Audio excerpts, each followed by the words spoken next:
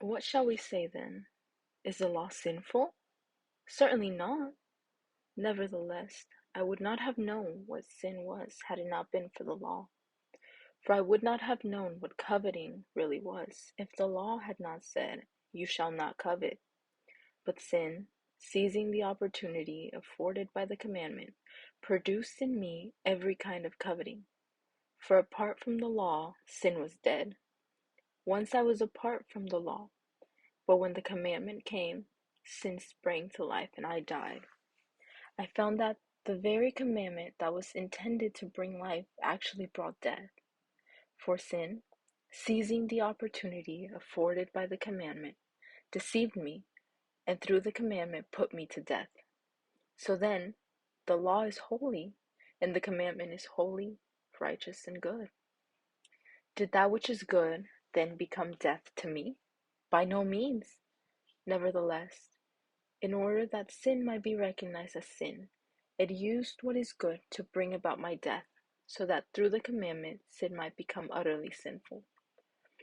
We know that the law is spiritual, but am I spiritual, sold as a slave to sin?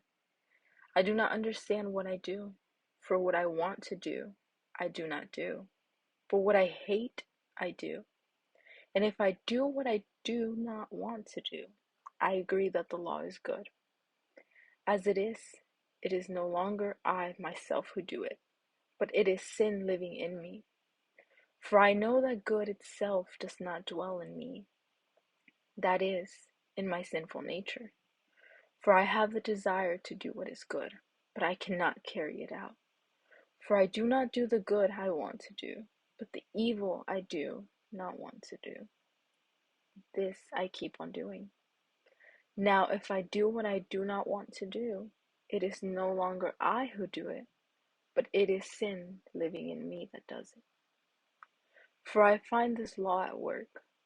Although I want to do good, evil is right there with me. For in my inner being I delight in God's law, but I see another law at work in me, waging war against the law in my mind and making me a prisoner of the law of sin at work within me. What a wretched man I am! Who will rescue me from this body that is subject to death? Thanks be to God, who delivers me through Jesus Christ our Lord.